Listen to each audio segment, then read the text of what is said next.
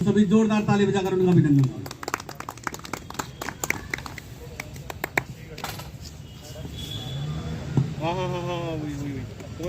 महाकाल तथागत बुद्ध परम पूज्य बोधिसत्व बाबा साहब आज ऐसे महान महापुरुष राष्ट्रपिता ज्योति फूले, सावित्री फूले और सभी बहुजन महापुरुषों, संतों, गुरुओं, जिन्होंने भी हमारे जीवन को बदलने का, वो परिवर्तन लाने का काम किया, उन सभी को मेरा सत सत नमन और बहुत बहुत पुण्यनमोदन। इस मानव जाति के जीवन में परिवर्तन लाने का उन महान पुरुषों ने वो काम किया। तो आज ऐसे ही एक, जैसे कि अभी भीमा कोरेगांव होके गया, आज 3 तारीख है, तो जो 1818 का जो युद्ध है उस सभी जानते हैं, और उसे अब देश दुनिया में जानने लगा है वो सभी जिन्होंने कभी कल्पना नहीं की थी कि ये भीमा कोरेगांव ये शौर्य दिवस के रूप में इतना विशाल पैमाने पर मनाया जाएगा, कि आज वो देश दुनिया में मनाया जा रहा है। तो इसके लिए बहुत सभी को बहुत बहुत साधुवाद, बहुत बहुत पुण्यनमोदन, बहुत बहुत शुभकामनाएं कि हम ऐसे वीरों की औलादें हैं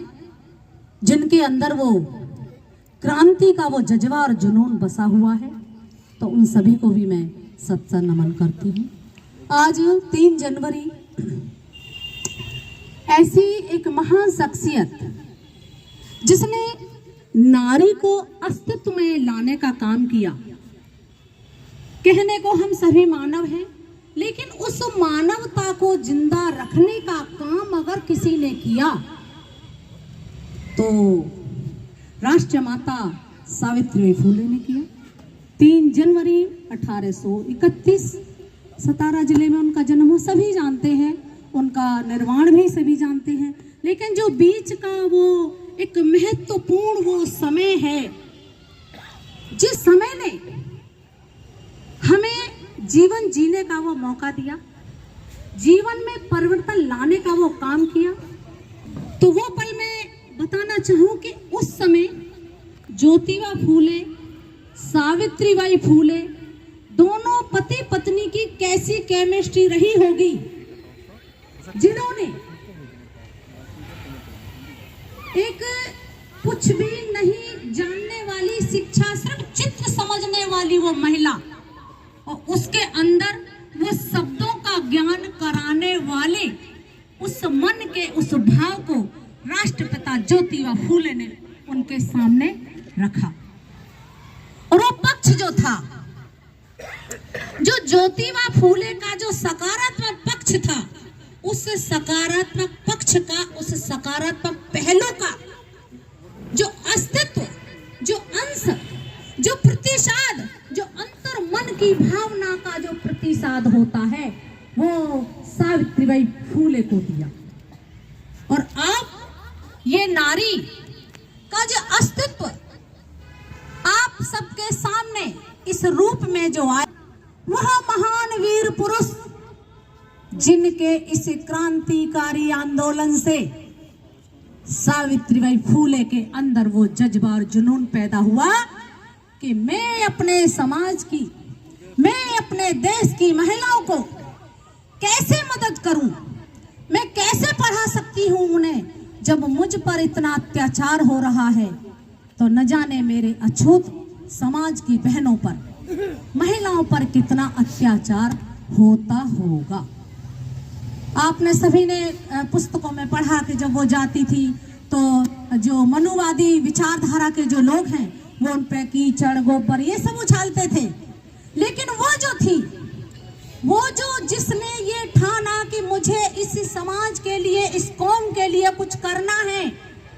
तो ये देखिए उस समय उसका विचार, उसकी मानसिक सोच कैसी रही होगी। उस मानसिक सोच का, यानी उसकी सोच जो वो नहीं जानती कि सकारात्मक विचार क्या होता है, इसकी उत्पत्ति कहां से हुई, इसका निर्माण कहां से हुआ, लेकिन वो ये समझती थी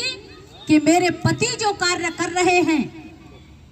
उस मानसिक गुलामी को हटाने का काम कर रहे हैं, और वो जो मानसिक गुलामी है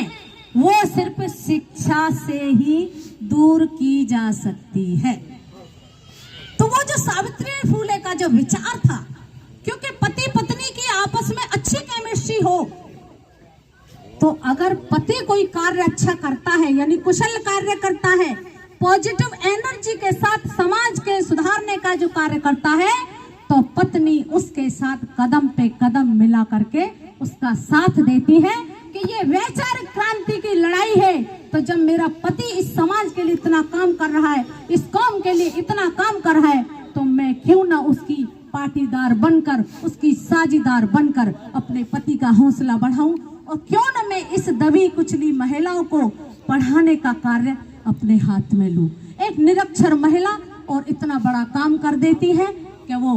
1848 में पहला स्कूल भी खोल देते हैं और एक साल में 5 स्कूल खोल देते हैं। ये देखिए पति पत्नी का जो आपस का वैचारिक क्रांति का जो संबंध रहा होगा वो कितना प्रबल, कितना सकारात्मक, कितना विचारणीय, कितना ही मैं वो शब्द नहीं चुन पा रही हूँ उन वैचारिक क्रांतियों की। हम देखते हैं कि परिवारों में अगर पति कुछ अच्छा कार्य करता है और महिला कुशल विचारों वाली नहीं है, तो वो कहती है न जाने कहाँ चले गए हैं, इनका तो पता ही नहीं है, बच्चा बीमार है, घर में इतने सारे काम पड़े हैं। लेकिन सावित्रीबाई फूले ज्योतिबा फूले को कोई औलाद नहीं थी, लेकिन ये मत मानो को औलाद नहीं थी। उन्होंने तो अपनी औलाद ना होकर के अछूत उन्होंने तो अपनी औलाद ना होकर के अछूत बच्चों के लिए स्कूल जो खोले, फिर उनका लालन पालन का भी काम संभाल लिया और उनकी सेवा में इतनी लीन हो गई कि खुद के शरीर का भी उन्होंने ख्याल नहीं रखा और खुद बीमार हो गई और फ्लैग की बीमारी से वो इस दुनिया को छोड़ चली। तो मैं यहाँ ये कहना चाह रही हूँ कि अगर इस भूमि पर, इस भारत की भूमि पर नारी कोई महिला को सम्मान मिला है तो ये राष्ट्र माता सावित्रीबाई फूले और राष्ट्रपिता ज्योतिबा फूले के द्वारा मिला है। तो हमें उनका कृतज्ञ होना चाहिए। आज मेरी ऑनलाइन क्लास थी तो कई राज्यों की महिला जुड़ती है, तो मैंने सबका सुन रही थी वहाँ पे, तो महिला कितने हृदय से वो उनकी कृतज्ञता व्यक्त कर रही थी कि अगर सावित्रीबाई फूले ज्योतिबा फूले हमें पढ़ने का अधिकार वहाँ से सिलसिला नहीं शुरू करते, वो अधिकार हमें नहीं देते, तो आज मैं ऑनलाइन क्लास में भी नहीं जुड़ रही हूँ। देखिए ऑनलाइन क्लास तज्ञ महिला, गुजरात, आंध्र प्रदेश, सभी की महिलाएं जो ऑनलाइन क्लास हम लेते हैं, तो मैं ये सोच रही थी कि वास्तव में उन दोनों का, उस फूले दंपति का तो हमारे जीवन में इतना एहसान है, इतना कर्ज है कि हम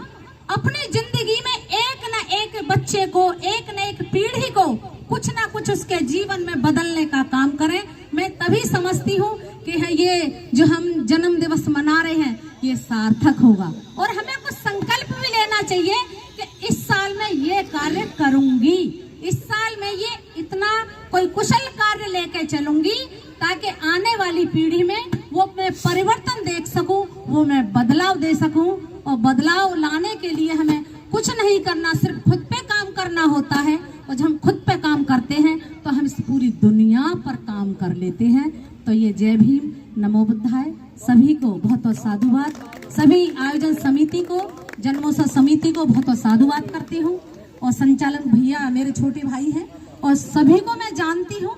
और सभी मेरे भाई हैं, और इन सबसे मैंने कुछ ना कुछ सीखा है। जो मेरे बुजुर्ग बैठे हैं, भाई बैठे हैं, सभी से मैंने कुछ कुछ सीखा, और तब जाकर के ये प्रेमिता गौतम आज प्रज्ञा कीर्ति के नाम से जानी जाती है। इस भूमि की मैं कर्जदार हूँ, इस भूमि की इसलिए क्योंकि मेरी शुरुआत इस पेड़ के नीचे से हुई, जब मैं तीसरी चौथी क्लास में थी, तभी से मेरा आना जाना है। तो सभी को, पूरे टीम को, सभी जितने भी बैठे हैं, इस जन्म दिवस को मनाने जो भी आए हैं मेरे भाई, उन सभी की बहुत बहुत मैं कृतज्ञता व्यक्त करती हूँ, बहुत तो साधुवाद करती हूँ, बहुत बहुत उनका पुण्यवंदन करती हूँ। जय भीम, नमो बुद्धाय, जय संविधान, जय बुद्ध शासन, जय सावित्रीबाई फूले, जय राष्ट्रपिता ज्योतिबा फूले।